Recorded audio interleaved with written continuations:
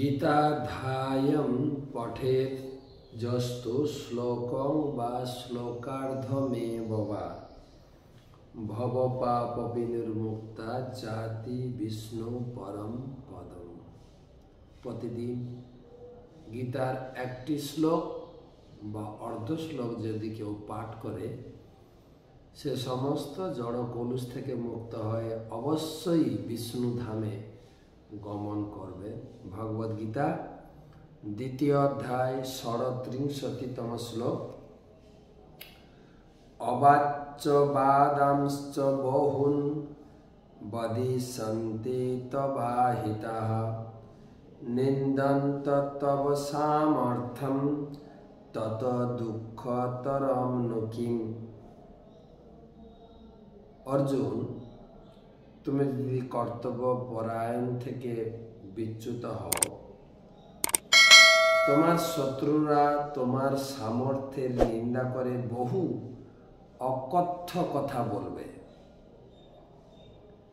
তার চেয়ে অধিকতর দুঃখদায়ক তোমার পক্ষে আর কি হতে পারে। নিন্দা,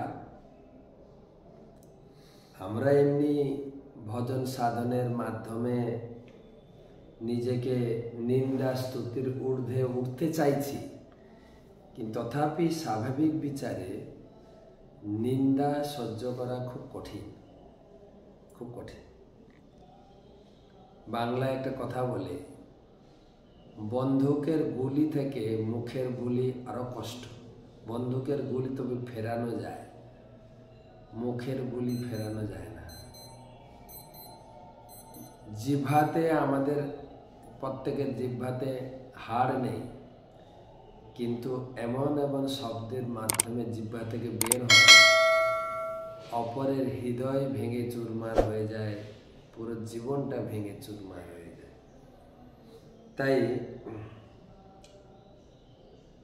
সতর্ক থাকতে হবে আমরা যাতে নিন্দনীয় এমন কাজ না করি যাতে আমার নিন্দা করবে যেটা আমি সহ্য করতে পারবো না।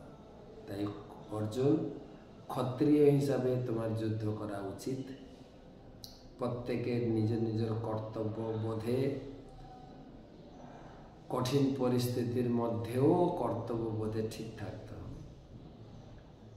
তাই এখান থেকে আমরা শিক্ষা পাচ্ছি,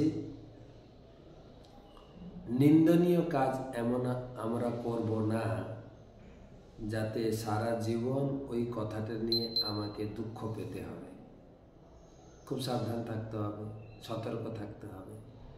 বড়দের সম্মান, নিজের কর্তব্যবোধ, পিতামাতাদের বহু সম্মান, সেবা শুশ্রূষা, বৃদ্ধদের সম্মান, সেবা, স্ত্রী লোকদের পরিচর্যা, তাদের দেখাশোনা করা, শিশুদেরকে তাদের লালন পালন করা, সব বিষয়ে আমাদের এমনভাবে সতর্ক থাকতে হবে কোনো কারণে কোনো নিন্দনীয় কার্য যেন না করি, নিন্দার ভাগীদার যেন না হয়। অত্যন্ত কঠিন সেই নিন্দা সহ্য করা।